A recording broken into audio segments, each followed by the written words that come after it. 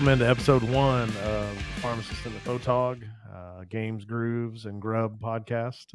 I am the pharmacist, Dion Spencer, and this is my cohort, the Photog, Steve Moss. The Photog as in video, but not photography. I don't know a thing about SLRs or any of that stuff, but I think I could figure out a video camera. You can probably figure it out after this many years in the business. What we're going to do here, hopefully every week or so, we're going to get together and talk about some things that we spend time talking about when we're in the car, going places together, concerts and things like that. But we're going to focus on sports and music and food and beverage, I think, is where we're headed with this. And maybe some tonight we're going to talk a little bit about some pop culture kind of stuff. We'll throw in a little bit of everything. Whatever strikes our fancy, I guess, is where we're going to go with this. Yeah, I mean, let's just touch on it real quick. We're both sports fans, so I think sports has kind of dominated our lives for a very long time, and it pays the bills for me. Exactly. But we also both enjoy collecting vinyl, which we will touch on, and we love to eat. And you're the beer connoisseur. Yeah. So we'll touch on all that stuff. We're going to just hopefully say a few things that might be entertaining every now and then. We won't claim to be experts in any one area for sure, but we're going to touch on a lot of stuff. So I think we'll start with the debacle that was UK football this weekend. I was there, and it was not pretty. I will just say that Mark Stoops has some splaining to do because coming off a bye week, they are absolutely terrible. Yeah. And we knew that going in. Coming off by my math, and of course, fuzzy math at that, they're now 5-9 coming off of a bye week. And I think against the spread, it's even worse coming off of bye. I think he's only covered maybe of those 5 wins. I think he's only covered maybe 2 or 3 times. Yeah, that 13-point spread was ridiculous. That's the thing, you're a double-digit favorite at home and you lose to South Carolina. Then you're off the bye week and you lose as a double-digit favorite to Vandy. And to me, none of that makes sense. Right. But, give Vandy credit. They showed when they played Alabama that they're a pretty good football team. And obviously, I don't think Vandy beat Kentucky. I think Kentucky lost the game. They beat themselves. They didn't have any feet left because they shot all their feet off. Right. With all the mistakes they made. When you look at what's going on with this team, it's obvious that the offense is not getting it done. The defense they're doing their job. I mean, they are 100% doing their job. They even moved up this week to become the 3rd ranked defense in the country. So, and we knew before the season started that this was going to be a very good defense. And I think Stoops and Vince Merrill and company thought this might be one of their better defenses that they've ever had there. And you give Brad White credit, the game they had against Georgia was very impressive. Losing to South Carolina was not, but after going on the road and playing as well as they did against Ole Miss and getting a win down there, we thought, okay, now the season is a little more manageable. You come home, you're going to get a win against Ohio, you're going to get a week to heal up, then you're going to get a win against Vandy, and now we're 3-3. Not we, but UK is now 3-3, and the season looks like, okay, it's a mess again. Yeah, I mean, because you look at Florida, even though they've dropped a couple really close ones. So they're obviously playing a little bit better. I think we've been a better program than Florida over the last 4 or 5 seasons, Yes. but we're primed to lay an egg against them. If I don't know. You look at Kentucky and they're 2-10 over their last 12 home SEC games, which is another head scratcher. Why is this team so bad at home? They go on the road and they beat a quality Ole Miss team, which at the time, was, statistically maybe the greatest upset in UK history. Right. Outside of that Penn State game in the 70s. and now you're going back out on the road against a Florida team that is minus their starting quarterback, Graham Mertz, who is done for the year with an ACL. And now you get a true freshman in DJ Lagway. Um, I, I could easily see Kentucky laying an egg, but I could also almost promise you that Brad White and Mark Stoops are going to dial it up again, Yeah, I hope so. I and they'll mean, be in the game when it counts. yeah, hopefully. I don't know much about Lagway. It worries me if he's a runner, we could have a little bit of trouble. Yeah, I've not actually watched a Florida game this year, Right. so I just know a quick story about Graham Mertz. Word out of the UK camp is that he was, I think he had all but committed to transfer when he went in the portal to transfer to UK, and I think Stoops made the offer. And Mertz was a quarterback at Wisconsin, um, and Stoops made the offer. And when, excuse me, Liam Cohen found out, he's like, I do not want this kid.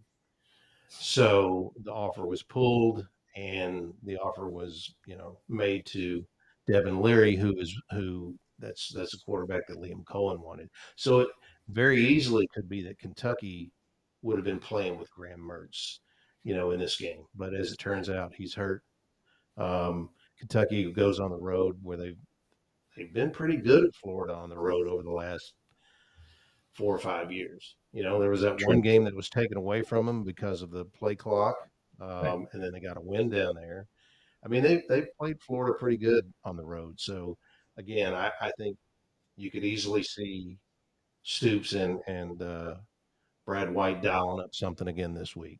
Yeah, I'm going to turn on the film tonight, and I'm going to see a lot of the same mistakes that we made in another loss, earlier this year. And I tried to head it off as best I could. Obviously, didn't get it done. About our team, in controlling our emotions and executing. And you don't win games by being all psyched up or just being irrational. Just it comes down to disciplined execution. I tried like hell to beat that into our heads and to play winning football in all areas. And when you continuously hurt yourself with penalties, turnovers, missed assignments, not making plays, I'm obviously not getting through to them. You all responded to the last loss like this at home pretty well. So do you kind of go back to the lab and repeat that sort of process? No, I don't want to keep repeating and lose to play another team and win again. I'm not used to that. I ain't from that. Definitely not trying to get used to it. So we got to make some changes. Not try. We got to make some changes. Cause I'm not used to this feeling, and I don't like this feeling. You hear Stoops continue to say things like, well, he was saying things like, I didn't get them prepared. That's on me. Yeah. And we've heard that a lot over the last few years. But Yeah, at if you had least $1 for every time. this time he did seem to Yeah. be indicating that, I'm saying what needs to be said. They just aren't listening. Well, yeah, and he even went so far in his post-game comments on Saturday night to say, like, is it tickets? Are you not getting enough tickets? What's the issue here? And I think even at that point, I think Stoops was searching for answers, and he was saying, I'm not getting through to them, and that's troubling. Right. And you have Dumas Johnson obviously upset. Yeah, Pop transferred here from Georgia after he had to sit out a year down there with an injury. But he has said before after the loss to South Carolina, he goes, "I'm not used to this." I don't think he had lost a game in football since his early high school years. And then he loses at South Carolina, and then he loses, Saturday at against Vandy, and he was not happy either. Yeah. At least the good news today is we did get a wide receiver commit out of Boyle County, Montavian Quisenberry. So, Yeah, he reminds me a lot of Wandale Robinson, just in the way he the way he moves, the way he plays, and his size. He's only about 5'9", a buck 70, but I think Kentucky fans will, when they see him, he'll remind them a lot of Wandale, who's now playing, for the New York Giants and playing well um, after an injury last year. So good news. And Montavian had committed back in June to West Virginia. Neil Brown, the coach of the Mountaineers, former Kentucky offensive coordinator, played at Boyle County. So the connection there is the Boyle County connection between Neil and Montavian. Well, hopefully we'll have a quarterback play that can get him the ball. and Um, I think Brock Vandegrift is showing signs. I think he's progressing, maybe not as quickly as they had hoped or as Kentucky fans had hoped, but I think Brock is learning on the job, which is kind of how you have to do it, in this league, and the fact that he had never been a starting quarterback before in college. Um, but I think he's showing signs. You can tell that he's still not getting a lot of time. The protection up front is not what it should be or what it needs to be. But I think Brock is. I think he's doing about as well as can be expected, given everything going on around him. All right. Well, we'll see what happens this weekend. Hopefully, we get some more positive results out of the Cats. But, You hope so. So basketball. It's basketball season. And that's, you say that in jest, but depending on what Kentucky does football wise at Florida, I think it could go a long way in how many people show up for that Auburn game, Right. which is a 7:45 kick now, by the way. Yeah. But yeah, Midnight Madness, Big Blue Madness was Friday, and I wasn't there for that one. I was out shooting high school football, but I worry that the last 30 minutes of madness on Friday took away from the overall event. And we're talking about Rick Pitino making an appearance. And I know Mark Pope invited him back, and I know Pope, thinks highly of Rick, as he should. Rick was a great coach when he was here, and that 96 team, is arguably one of the greatest college teams ever assembled. But I just worry that, and this is just my hot take, I just worry that Rick stole the show. And you've got 10, 11, 12 dudes out there who came here. This is a brand new team. These guys have never played here before. Many of them, I think 6 or 7, won't be back. Right. And there could be 1 or 2 that won't be back, because they'll be going to the NBA. Who knows? I just feel like I think Rick maybe took something away from those guys if that's their one time to have a madness at Kentucky. Yeah, definitely. He was a big focus. I mean, it was. I won't say I was surprised that he was there when word came out that he was going to be at the football game. I think everybody assumed felt like he was going to be at Madness, and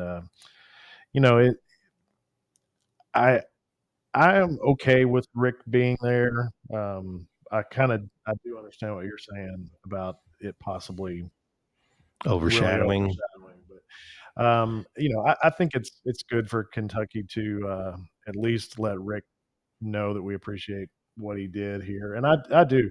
I mean, when Rick left and went to the NBA, I was pretty much okay with that. But when he went to Louisville, he became persona non grata for me. Hey, and public enemy number 1 in this state. And but I'm good now that he's not there. I'm okay. I can put that behind me. But I was. I mean, and that's coming. I'm just as a UK fan. I'm not a UK fan that says, "Oh, as long as they're not playing Kentucky, I can root for Louisville." Right. That's not how it works for me. I don't think there are many Duke fans who root for North Carolina. That's right. They're not playing No, you're right. So all things Louisville. I don't care if they lose at badminton. It makes me happy. Well, here's be my thought. I think both Rick Pitino and John Calipari eventually deserve their flowers, right, Right. from Kentucky fans.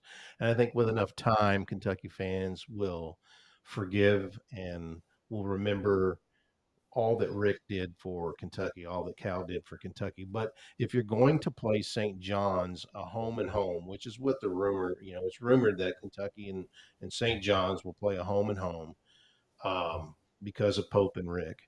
Why not bring Rick in next year? Right. Why not bring him in next year when you're playing St. John and Rupp Arena, and you make it a love fest for Rick returning home? Sure. It's just it's an interesting look all the way around. I mean, I couldn't help but wonder, what are the St. John administration thinking about Well, this? I mean, he did coach that '96 team, so I think you've got to cut him some slack there. I just don't understand why you just wouldn't do it next year. He talks about Mark Stoops. We find out some time ago, well, when Cal was when Cal decided to go to Arkansas, we found out that Rick is now a donor Right. to UK football. So he was at the game Saturday night on the sidelines. He was in the team box for 3 quarters anyway. Yeah. And they both talk admiringly about each other. That is Pitino and Stoops. So it's kind of interesting, the whole dynamic now. It's like, everything is forgotten. Yeah. And that's just kind of interesting. And the Louisville fans have lost their mind. Yeah. I love it. I'm here for it. I know you are. The Louisville fans have lost their mind. And it's like, I guess he was compared to an old girlfriend or an ex-wife. And, he went and found a new girl or came back to the old wife, whatever it was. But they have lost their ever-loving mind. Yeah, and it's like I said, it's been enjoyable for me, and that's coming from. I'm a dad of a Louisville student, so that's and a I'm not whole allowed other, to pick sides, although I'm a UK grad. So I'm not allowed to pick sides. Another cool thing that, real quickly, what came out of Madness was the floor. The floor was pretty impressive. ASB glass floors. We got a sneak peek of that, I think, previous Thursday, the day before Madness. I was down there. It's an interesting court. It's elevated about 1.5 feet off of the concrete. The normal floor is maybe like 6 to 10 inches, but there has to be more elevation on this court because of all the electronics in it, and there has to be air cooling pumped underneath it to cool all the electronics. And then also, when we were talking to one of the guys from ASB, he was saying that this court is a permanent court. So if Kentucky wanted to buy this court, it could be their permanent floor, although they've already got a new one, and that one will be used for the second time this upcoming season. But he was saying that this is a permanent court, and there are 2 of these courts down in 2 European leagues in 2 different countries. So, and it was used at the NBA All-Star game. I think that's where UK saw it. And yeah, it was very cool. I thought it was cool. I was, kind of interested to see what they were going to put on, it. And at one point during the game, they had artwork from Cynthiana native Wiley Caudle, who did the Kentucky Derby posters with all the roses and everything. So at one point in the game where they had the kind of crazy looking Wildcats that covered the entire court, that was all Wiley's design, which was pretty cool. Well, the one picture I saw with Mark Stoops, when Mark Stoops walked out to mid-court and the floor was a football field, I thought that was very effective. That was impressive. And Stoops, of course, got his dig in against Calipari by saying, "Oh, so this is what Madness is like. I've never been invited." So yeah, it was a good time. So yeah. And then we find out the first preseason AP poll comes out and Kentucky is ranked 23. What do you think about that? People are getting kind of bent out of shape over that. And to me, I get it. I mean, we've got a team made up of a lot of guys who were role players on other never played before together. And I mean, new coach. Yeah, I wasn't expecting us to be ranked in the top 10. I don't think they probably deserve to be, for sure. I mean, we'll find out soon enough. I mean, they've got a couple of exhibition games early, and then I think they play A week. 2 games. They play Wesleyan in a week. Yeah, they play Kentucky Wesleyan on the 23rd. They play Minnesota State Mankato on the 29th. Mhm. Then in the same week, they've got Wright State and Bucknell, and then it gets real. They play Duke, and Duke Yep. is. We'll see what kind of defense Pope can put out there against Cooper Flag. Well, I mean, come on, let's be honest. Yeah, he's a generational player, or at least that's what everybody is saying. Jackson Robinson picked 3rd team All SEC at SEC Media Days. Kentucky picked to finish 8th in the SEC. When was the last time that happened? I think we'll be better than that. I really do. I think this team looks like they're gonna play fast. I think Shoot Pope the heck out of it. Pope has said his goal is 35 3-point attempts per game. Wow. So let's just hope they're Kentucky fans will have their head on a swivel, and they'll be wondering, what the hell did John Calipari do with his offense? Yeah. After they see this offense, which is a 5 out. And Calipari talked about having 5 out, but we never saw that. It was all just kind of coach speak. But it could be refreshing to see Kansas number 1, Alabama number 2. Yeah, that's hard to swallow. 9 SEC teams ranked in the top 25. That's no surprise. The UK women ranked higher than the men at 22. And I have told you before, I think that what Kenny Brooks has done over there is pretty fascinating. The biggest team in Kentucky history, I think on average they go about 6'6'1". And I just believe that the Kentucky women, while they're not South Carolina or LSU, I think they're going to be sneaky good, and they're going to surprise a lot of people. Yeah, we'll definitely have to get over to the newly refurbished historic memorial and check them out, because Georgia Amore, first team All SEC, and from everything I've heard, and I've watched a little bit of tape on her, fantastic player. Came with Brooks from Virginia Tech. We got a little Rick Pitino and Mitch Barnhart talking about madness. I'll watch every game. I'll root like a little kid in the candy shop. And I'm really excited for Mark because he epitomizes what a coach should be. Selfless, humble, never about him, about the team, about Kentucky. I'll be rooting so hard for him. Such a great reunion and a great night to bring people back. And so many of our letter winners are here. And for Coach Pope, we're celebrating the championships and just enjoying looking back a little bit as we begin to look forward. And so to have Rick back in a place that is so special to him, with a group of people that's so special to him in terms of our fans and the players that he played with, and to hear the warmth and all of that for both sides, the fans to Rick and Rick's genuineness to the fans is really, really special. So I'm happy. It was a wonderful night. I think Coach Pope got surprised just a little bit, and which is really cool. And so it was a great night for Kentucky basketball. So yeah, that's a lot of sports for one night. So we're also gonna talk a little bit about our love of music. We'll focus primarily on our mutual vinyl habits.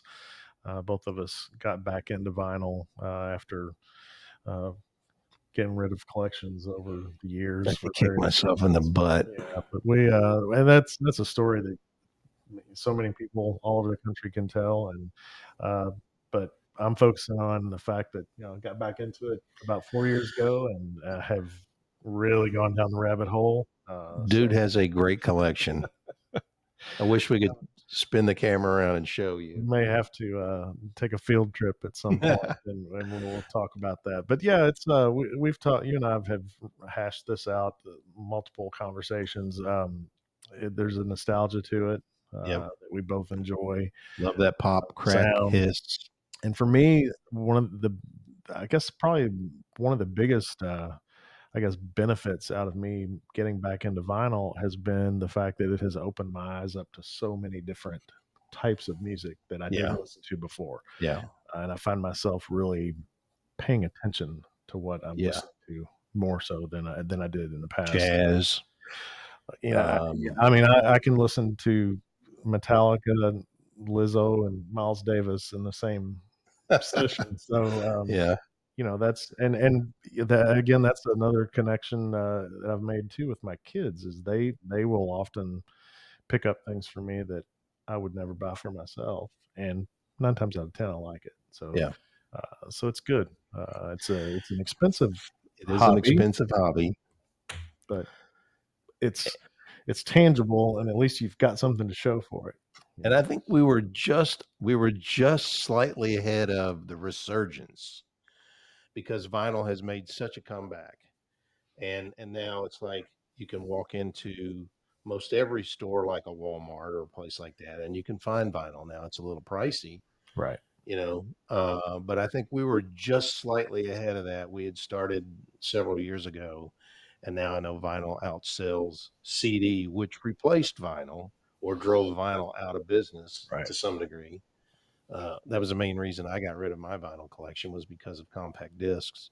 But yeah, I think at times we probably ought to offer up our own little tips, what we look for, where we look for this stuff.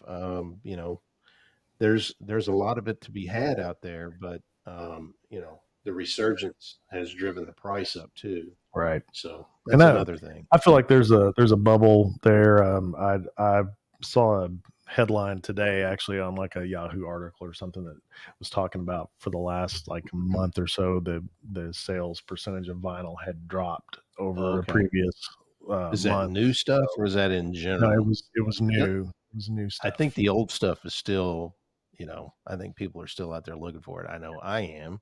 And if anybody out there has any and wants to sell it, call us. Right. Hook a brother up. We would be interested for sure. Yeah, So, for sure. but the vinyl also then has led us to going out and checking out some shows that Yep. we, that Yep. we can maybe look into artists that we haven't seen live before, don't know much about, and Lexington's got a lot of good options for that. Well, we're getting ready to lay some cabbage down on Billy Gibbons. Yeah. Billy Gibbons announced a show at the Kentucky Theater, so not listed as a ZZ Top show, Which will be interesting yeah. because I don't think I've ever seen even video of Billy just by himself. I've watched the documentary on ZZ Top. It's very interesting, and of course, he is a great guitar player. Right. And I have seen those guys live twice, but I'm interested to see Billy Gibbons by himself. Whether he brings a band to back him up. Does he play ZZ Top? Does he play some originals? Yeah. I think it's going to be fun. We'll find out. That one's going down in February, I think. Yeah, Is that something right? like that. So a little bit of time before we get to that one. Recently, I checked out Sturgill here at Rupp. He put on just a massive 3 hour and 30-minute show that there were actually people, a little bit older than me. I think we're getting up and leaving near the end. Wow. I think they were just worn out. But it was a great show. I think it was kind of a triumphant return for Sturgill after his last show, which was right on the cusp of COVID. Maybe didn't go quite as well as he had hoped. I think it's interesting that guys like him, like Tyler Childers. I mean, well, and they're both from Johnson County, right? Yeah. Tyler's just blown up, obviously. It's amazing to me. They're selling out like 2 and 3 nights at Madison Square Garden. Yeah. And these guys were playing in the parking lot of, down in the Distillery District. Down in the Distillery District on Manchester Street in Lexington, Kentucky. It's just amazing that these guys have seen such success. It's crazy. Yeah, really cool. It's really cool to follow the local musicians for sure as they get big on the national stage. So, but we've got some great shows that we've both seen together. We'll talk about some of those down the road and be on the lookout for some new ones as we and some tips on if you're out there hunting for vinyl. Yeah. So I just briefly, I was walking through a place the other day, and I noticed that they had vinyl, and I was like, "Oh my gosh, I didn't know they had vinyl here." Went over there and spent 20 minutes going through vinyl. Didn't buy anything, but it's you just have to you just kind of have to keep an eye out for that stuff. Yeah, it's the fun's it's in the hunt for me. Right. Is finding cool stuff tucked away. So Yep. so yeah, we'll cover lots of music and lots of vinyl, and then we're going to talk about food as well. Food and drink, adult beverages, because we both are foodies. Yeah. We spend a lot of money eating out. I know I do. Yeah. But it's fun. I do enjoy occasionally taking in a new place, and hopefully we'll show some pictures of some food porn, so to speak. Yeah. Do you do Halloween? Yeah, candy? we do hand out candy. I mean, Halloween was always a big one for us, especially when of course my kids now are almost 23 and almost 20. So, but they still, they still do Halloween. Yeah. So we always did it, and our kids, we would make their costumes, and my That's wife awesome. would go all out for them. So yeah, we've always been big Halloween fans. It's one of my favorites, actually. So the reason I asked was because I'm on every email imaginable that comes through our newsroom, and candystore.com was the last email I got that was like a poll. I get all these polls, POLL, public opinion polls. So what do you think is Kentucky's favorite candy Well, I mean, around Halloween? it looks like, I mean, it's my favorite candy, which is Reese's. Reese's is my Reese's favorite. peanut butter cup is number one in Kentucky, but it's not number one nationally. It's actually number two nationally. You know what's number one? It's M&M's. Yeah, M&M's. I'm a peanut M&M guy. So Same. That's my favorite. But, And the thing about M&M's is there's like 4 or 5 different flavors. You can get the pretzel M&M's and yeah, the plain M&M's and the peanut M&M's. I think there's one other one. I'll try some of those different ones every now and then, but I'm a traditionalist. I think I'll stick with the peanut M&Ms. So. Well, according to candystore.com, there's also opinions on the worst candy. I don't disagree with a couple of these. Right, and it'll be interesting to see if we're in the same spot here. Well, number one least favorite candy in America is Good and Plenty. Yeah, terrible. And now I remember seeing Good and Plenty for the first time, like when I was a kid, and you'd see them in a movie theater, and I'm like, "What the hell is that?" Yeah, I'm not eating that. Terrible. Yeah, I don't even know what it is. I still don't know what it is Okay. because they're awful.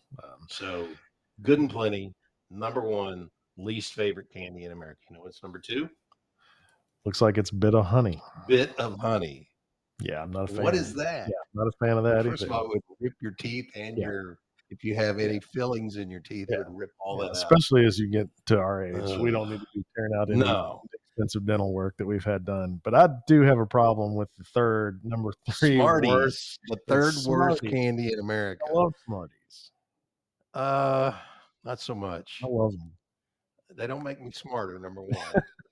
And neither does Smart Water. Yeah. Or Smart Food. But I love Smart Food because that popcorn is the bomb. Yeah. But Smarties, I've always liked them. And those little circular candies that come in a pack of about 20. Yeah. They just powdered sugar, I guess. They have no taste. Yeah. I mean, they've got all those different colors, but they all taste exactly. What is your favorite candy? Well, I mean, Reese's cups are up there, are pretty high on my list. I like Reese's a lot.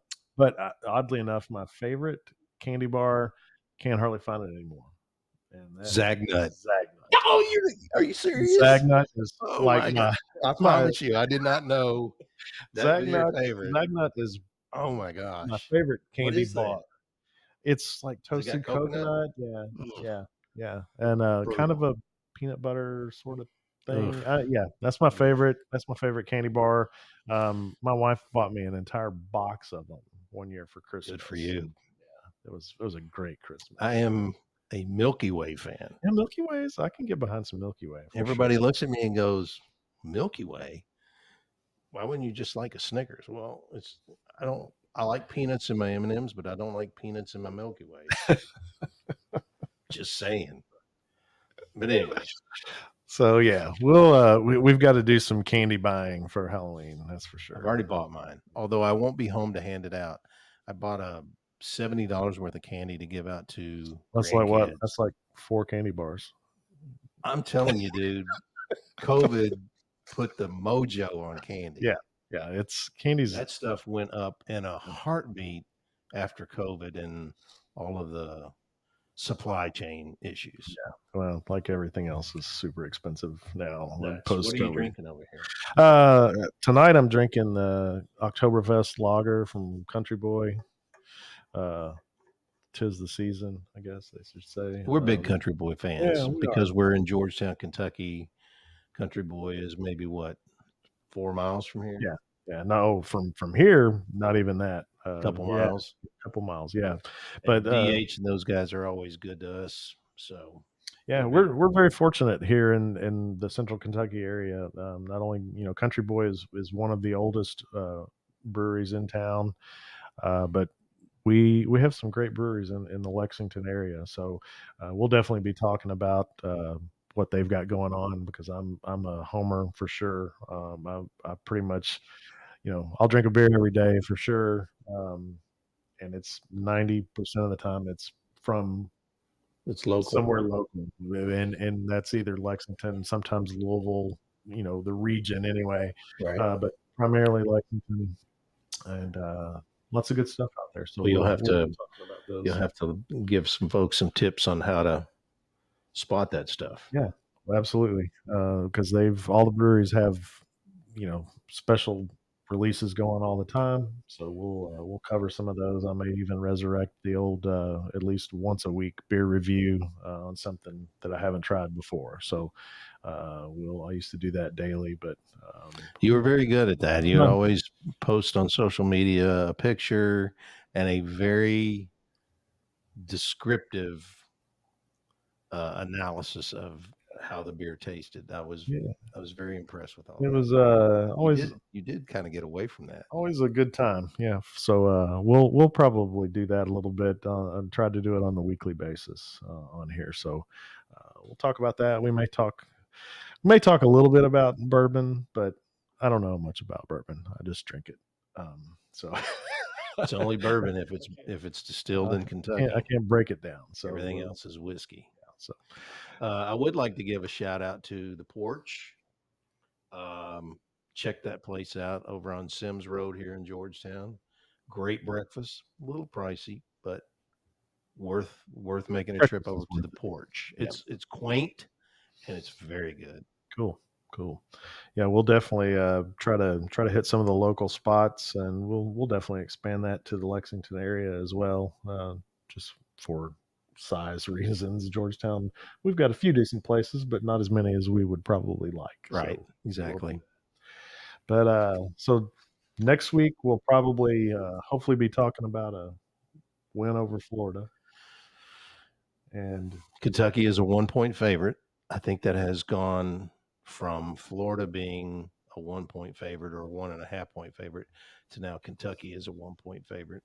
And I do think they will play well. I think they will bounce back. A guy like Pop Dumas Johnson is not going to let his guys on that side of the ball. He's a linebacker.